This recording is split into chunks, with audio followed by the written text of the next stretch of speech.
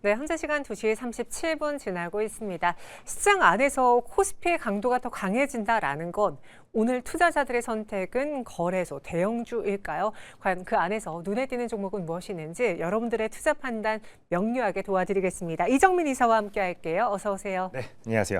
네, 안녕하십니까. 오늘 알아볼 첫 번째 주인공은요. 엔트로픽이라는 키워드를 갖고 있는 SK텔레콤입니다. 사실 저희가 지난주에 안 그래도 SK텔레콤에 다시 배당이 정상화된다. 그리고 여기에 엔트로픽에 대한 가치가 있다라면서 미리 소개를 해드린 적이 있었거든요. 근데 오늘도 주목을 받고 있습니다. 과연 현 구간의 투자 의견은 어떨지 예솔로 보시죠. 올예스를 받았는데 지금 미증시의 경우에는 그 엔트로픽의 등장으로 인해서 소프트웨어주들이 많이 흔들렸잖아요. 그쵸. 그래서 우리 시장도 좀 타격을 받을 줄 알았는데 별 반응이 없어요. 왜 그런 거죠? 네, 일단 한국 시장이랑 미국 시장이랑 그 색깔이 약간 지금 현재 다르죠. 일단 우리나라 같은 경우에는 여전히 반도체주 위주로 이제 수급이 좀 확산되거나 모이거나 하는 모습들을 좀 보여주고 있죠. 그러다 보니 반응하는 이제 모양새도 조금 다를 수밖에 없다라고 좀 생각을 해야 될 것 같고요. 특히나 AI 쇼크라고 말씀을 앵커께서 좀 해주셨지만 특히나 AMD 실적과 관련되어서 실망성 매물들이 너무나도 많았죠. 그동안 이제 그 회사가 소통했던 방식 대비해가지고 워낙 AI 특히나 클라우드와 관련되어가지고 여전히 그 이제 어떻게 보면 시장의 점유율이 낮았기 때문에 그런 거에 따른 이제 실망성 매물들이 좀 쏟아져 나왔다. 전반적으로 우리가 좀 그렇게 해석을 좀 해야 될 것 같습니다. 특히나 엔트로픽 같은 경우에는 어쨌든지 국내에 엮여 있는 그 테마로 분류되는 종목들이 좀 있죠. 근데 테마주라고는 하겠지만 여전히 그 굉장히 큰 이제 시총을 자랑하는 종목들 위주로 이제 현재 구성이 좀 되어 있고요. 특히나 그 중에 하나가 지금 우리가 다루고 있는 SK텔레콤이라고 시청자 여러분께서 받아들이시면 될 것 같습니다. 엔트로픽 같은 경우에는 특히나 AI를 많이 쓰시는 분들 그 흔히 클로드라고 하죠. 네, 그래서 클로드로 가장 유명한 회사인데요. 이미 글 쓰는 사람들의 일상을 바꿔놓은 것으로 가장 유명합니다. 그래서 대표적으로 작가님들이나 또는 제가 알기로는 기자님들도 굉장히 클로드를 많이 쓰시는 걸로 알고 있고요. 저 같은 경우에도 작년에 이제 그 직장인 분이신데 제가 소개를 받아서 한 분 이제 만난 적이 있었습니다. 이분이 이제 그 부업으로 클로드를 이용해서 글을 쓰시는데 블로그를 이제 대행해서 이제 그 영업을 하시더라고요. 근데 한 달에 수익이 한 1,000만 원 넘게 발생이 되시더라고요. 네. 이만큼 일반 직장인 중에서도 AI를 통해서 굉장히 이제 새로운 사업을 영위하시는 분들이 많은 걸로 보아서 이게 그만큼 시장에서는 당연히 파급력이 높다라고 우리가 좀 생각을 해야 될 것 같습니다. 특히나 클로드가 가지는 강점은 이제 그 사람이 쓴 글처럼 굉장히 자연스럽다는 데 있습니다. 예를 들어서 그 챗GPT나 또는 제미나이 같은 경우에는 복사해서 그대로 썼을 때 딱 티가 나죠. 네, 한 특정 부분에서 굉장히 좀 부자연스러운 모습들을 많이 보여주는데 클로드 같은 경우에 그런 부분을 전혀 느낄 수가 없는 게 가장 큰 강점이다라고 우리가 좀 생각을 해야 될 것 같고요. 특히나 이런 클로드를 기반으로 해가지고 SK텔레콤 같은 경우에도 A-라는 서비스를 현재 하고 있죠. 그렇기 때문에 이미 지분 투자를 했던가 또는 전략적으로 MOU를 체결한 업체들 같은 경우에는 그 거대 LLM 모델 자체를 이제 들여와서 쓰는 경우도 굉장히 많다라고 우리가 좀 생각을 해야 될 것 같습니다. 특히나 우리나라 같은 경우에도 이제 소프트웨어 AI와 관련되어 가지고 관련된 종목들 중에서는 특히나 좀 최근에 그 이제 자체적인 서비스로 두각을 나타내는 업체로 우리가 봤을 때는 한컴을 우리가 좀 들 수 있을 것 같습니다. 한컴 같은 경우에도 한컴 2024 같은 경우에 다운로드 받아 보시면은요 자체 AI 서비스를 이제 본격적으로 소프트웨어에 도입을 했죠. 그러다 보니까 기존보다는 이제 쓰기가 굉장히 좀 편하게 느낄 수가 있는 부분이 있는데 일상생활로 여전히 퍼져나가고 있는 게 가장 큰 장점이 되겠다라고 우리가 판단을 해야 될 것 같습니다. 그래서 국내에서도 엔트로픽 관련주들을 많은 분들이 찾고 계시고요. 가장 먼저 떠오르는 게 SK텔레콤입니다. 지분 투자를 아주 적절한 시기에 싸게 잘했어요. 그쵸, 네. 지금은 그 가치가 훨씬 더 커진 상황이거든요. 올예스를 받은 이 SK텔레콤 현 구간에 우리 따라 붙어도 될지 투자 의견 총평 보겠습니다. 매수 가능하다라는 의견이에요. 신규 매수 접근 가능한 거죠? 네, 저는 신규 매수까지 이제 생각을 해서 시청자 여러분께 말씀을 드렸고요. 네. 지난번에 이제 그 좀 투매성 물량 받아보자라고 이야기했다가 제가 좀 혼났습니다. 예, 그래서 이제는 현재가 기준으로 해서 매수가 되는지 안 되는지. 근데 또 어쨌든 투매가 실제로 나왔죠. 금요일 날. 예, 나왔었기 때문에 그때 좀 좋은 어떻게 보면은 좀 접근이 되지 않았을까라고 생각이 되고요. 일단 SK텔레콤만 놓고 봤을 때는 클로드에 2023년도에 1억 달러를 직접 투자를 했습니다. 그래서 아까 아까 앞에서 말씀드린 것처럼 ADAS를 고도화하는데 클로드를 현재 잘 쓰고 있다라는 게 강점이 될 것 같고요. 그다음에 삼성 같은 경우에도 삼성 벤처 투자스를 통해서 이제 시리즈 투자를 한 것으로 현재 알려지고 있죠. 그리고 LG 같은 경우에도 이제 그 상장 때문에 이슈가 되고 있는 LG CNS를 통해서 초기에 투자한 것으로 알려지고 있습니다. 그래서 관련주들 같은 경우는 대부분 다 대기업들 그리고 큰 회사들이 많다 보니 이제 그 중에서 가장 현재 두각을 나타내고 있는 거는 SK텔레콤이 가장 좀 이제 그 눈에 띄고 있다라고 우리가 좀 생각을 해야 될 것 같고요. SK텔레콤은 꼭 이 클로드 이슈가 아니더라도 일단은 2026년도 배당금 같은 경우에도 증권가에서 현재 예상하기로는 이제 주당 3,000원 정도를 예상을 하고 있습니다. 그렇기 때문에 시청자 여러분들께서는 굉장히 편안하게 좀 접근이 가능한 종목이다라고 생각이 됩니다. 제가 매수 추천 가격은 75,000원에서 이제 한번 매수를 해보자라고 좀 말씀을 드리고 싶고요. 목표 가격은 9만 원까지 한번 바라보자라고 말씀을 드리겠습니다. 특히나 정부에서 이제 정책적인 방향으로 인해서 배당도 늘리고 있고 자사주 소각 이런 부분에 굉장히 포커싱이 많이 맞춰져 있죠. 그러다 보니까 그 전까지만 해도 경기 방어주로 이제 취급을 받던 이런 통신주들 같은 경우에도 다시 한번 리레이팅이 지금 현재 진행이 되고 있기 때문에 한번 눈여겨볼 만한 필요가 있다라고 다시 한번 말씀드리겠습니다. 사실 통신주는 망하지 않아서 수익을 따박따박 낼 수 있지만 경기 방어주 역할로 재미는 없어. 큰 수익 내기가 어려워라는 그 고정관념이 강했는데요. 이번에는 AI라는 테마와 엔트로픽이라는 뒤를 업고 나아갈 수 있을 것으로 보여집니다. 신규 매수 가능하다라는 의견이고요. 두 번째 종목 만나보시죠. 네, 바이오스마트입니다. 최근에 거래량 상위 종목에 계속 이름을 올려서 도대체 이 회사가 뭘 하는 회사인지 찾아봤어요. 근데 사업은 중요하지 않았습니다. 정원호 테마주, 정치 네. 테마주를 엮이면서 움직였던 거예요. 그럼 벌써부터 관심 받고 있는 이 종목 어떻게 해야 될지 예술로 보시죠. 성장성과 수급 노를 주셨는데 사실 지금 시장의 선택은 어떻게 보면은 테마주가 좀 많잖아요. 그리고 정원호 테마주, 성동구 관련 테마주가 많은데 왜 바이오스마트는 수급이 노후인 거예요? 개인만 사나요? 네, 맞습니다. 일단은 개인들 위주로만 이제 매수가 들어오면서 이제 종목이 이렇게 오르는 모습들을 좀 보여주는 게 특징이 될 것 같고요.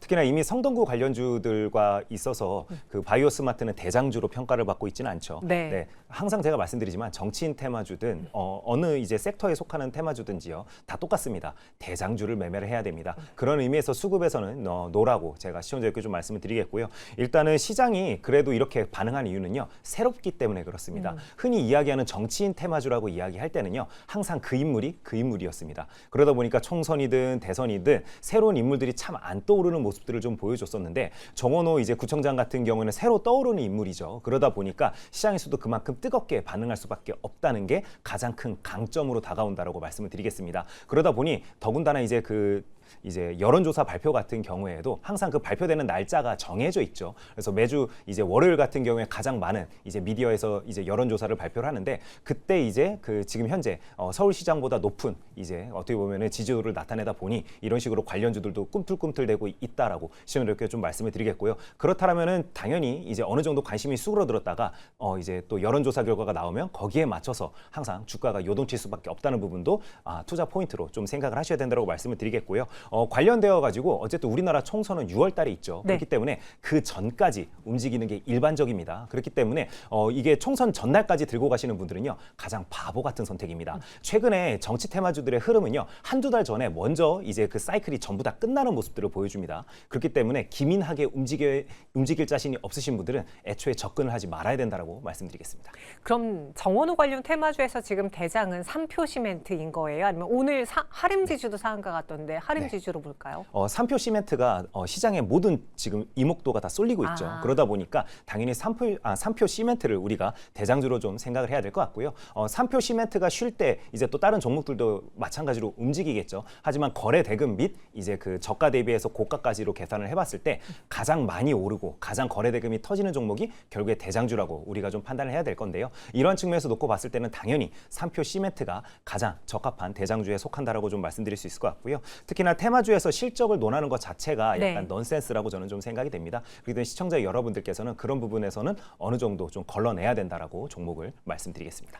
네, 그래서 지금 시장에서 정치 테마주로는 이 정원호 테마주가 가장 핫하고 그 안에서 대장은 삼표 시멘트다 보니까 바이오스마트 좋은 평을 못 받을 것 같긴 합니다. 총평 보시죠. 상 구간에서 관망 의견 주셨어요. 근데 매도도 아니고 관망이고요. 저는 그래도 바이오스마트를 찾아보니까 본업 자체가 그래도 좀 네, 나아지고 있다고 하는데 지금 이 가격에 본업을 따지는 건 너무 바보 같은 전략일까요? 네, 사실 정치 테마주 하면서 네. 번호 보시는 분들이 누가 있나요? 네, 누구 성씨인지, 네. 어느 지역에 본사가 있는지, 또는 어디에 땅이 있는지 이런 거에 따라서 이제 매매를 하게 되죠. 그래서 저도 정치인 테마주 굉장히 좋아합니다. 제가 이렇게 관망이라고 드렸지만 제가 개인 매매할 때는 저는 당연히 정치인 테마주가 예를 들어서 거래 대금이 하루에 1,000억 이상 터진다라면은 저는 하는 편입니다. 그렇기 때문에 이제 제가 관망을 드리는 이유는 최근에는 사실 물반 고기반 시장이죠. 그렇기 때문에 확실하게 이제 받쳐주고 있는, 그러니까 영업이익이 받쳐주고 있는 섹터. 그다음에 대형주 위주로 수급이 많이 몰리는 모습이기 때문에 굳이 지금 같은 화랑 시장에서 정치인 테마주를 할 필요가 없다라고 느끼기 때문에 제가 관망이라고 시청자 여러분께 말씀을 드렸고요. 만약에 2022년도처럼 이제 주가 지수 전체가 좀 하락하는 모습들을 보여준다라면은 당연히 정치 테마주가 가장 중심에 있을 수밖에 없습니다. 하지만 지금 현재는 그런 시황이 아니기 때문에 제가 관망이라고 시청자 여러분께 좀 말씀드리겠습니다. 네, 그래서 정치인 테마주 그 안에서 오늘 이 종목을 알아봤습니다. 마지막 세 번째 보겠습니다. 롯데케미칼의 주가 상승이 오늘 또 눈에 띄었어요. 찾아보니까 지금 트럼프 대통령과 미국이 베네수엘라를 때리고 있잖아요. 그러다 보니 베네수엘라가 저가 공세를 하지 못하고 중국 역시도 지금 그 문이 막혀 있다. 네. 그래서 국내 기업들이 수혜를 받을 것이다 하면서 꼽힌 게 바로 이 종목이었습니다. 투자 가치 있는지 예설로 의견 보시죠. 성장성을 노후를 주셨는데 사실 지금 그 정유화학주들의 경우에는 유가에 좀 민감하게 반응을 하잖아요. 그쵸. 그럼 지금의 이 저가 공세가 나오지 않는 이 시장은 이들에게 굉장히 우호적인 시장인 건가요?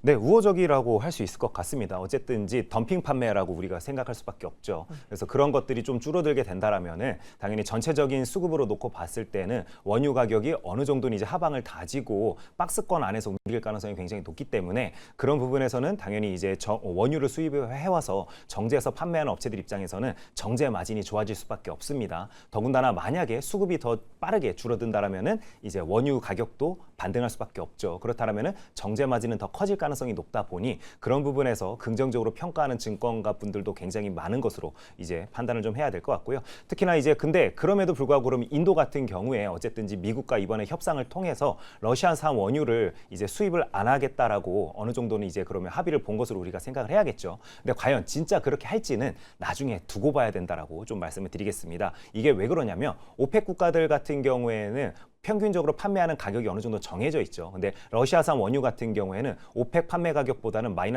배럴당 마이너스 16달러 정도 저렴한 것으로 알려지고 있고요. 그다음에 베네수엘라 같은 경우에는 지금 현재 그 중질유 같은 경우에는 굉장히 이제 그 판매를 많이 할 것으로 현재 예상이 되고 있는데 인도에 있는 그 원유 공장들이 이것을 가장 많이 이제 현재 소비하고 있다라고 이야기하고 있습니다. 근데 중요한 건 뭐냐면 인도가 평균적으로 러시아산 원유를 하루에 150만 배럴 정도 수입을 하고 있었다라고 합니다.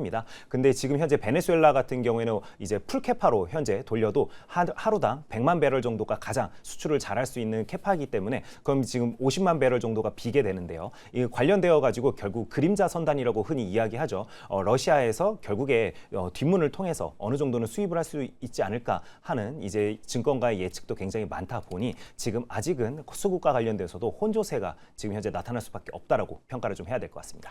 사실 저는 수급을 노후를 주실 줄 알았어요. 왜냐하면은 최근 시장 자체가 뭔가 반도체처럼 AI가 묶여 있거나 아니면은 수주 잔고 수출 증가율이 눈에 띄게 보이는 종목들 산업재 단으로만 수급이 몰리다 보니까 외면받는 종목이다라고 생각을 했거든요. 근데 아닌가 보네요. 네, 왜 그러냐면요. 지금 최근에 이제 워낙 이제 주가 밸류 자체가 낮다 보니 네. 외국계 창구에서 꾸준하게 수매수가 유입되는 게 굉장히 좀 특징적으로 다가왔습니다. 그다음에 항상 부정적인 리포트가 쏟아질 때 업황적으로 놓고 봤을 때는 이제 어느 정도는 바닥을 다졌을 경우가 굉장히 많았죠. 그러다 보니까 저가 매수를 노리고 들어오는 당연히 이제 대신 투자 기간은 좀 길게 보는 그런 이제 창구에서 좀 수급이 잡히고 있는 모습들이 나왔기 때문에 수급적인 측면에서는 제가 예스라고 이제 시청자 여러분께 좀 말씀을 드렸습니다.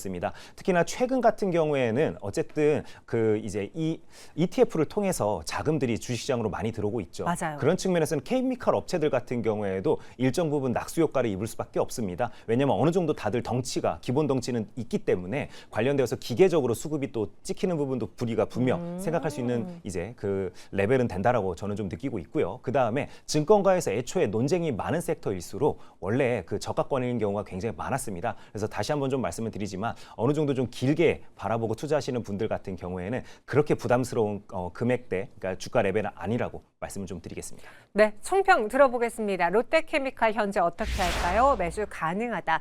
장기적인 관점으로 좀 가져가 봐야 될 것 같아요. 그럼 현 구간에서의 기간과 목표 주가를 미리 한번 가이드라인 잡아보자면요. 네, 그래도 뭐 3년짜리 적금 가입하듯이 만약에 투자를 하신다면요, 저는 현재 주가 레벨도 그렇게 부담스럽지는 않다라고 생각을 하고 있습니다.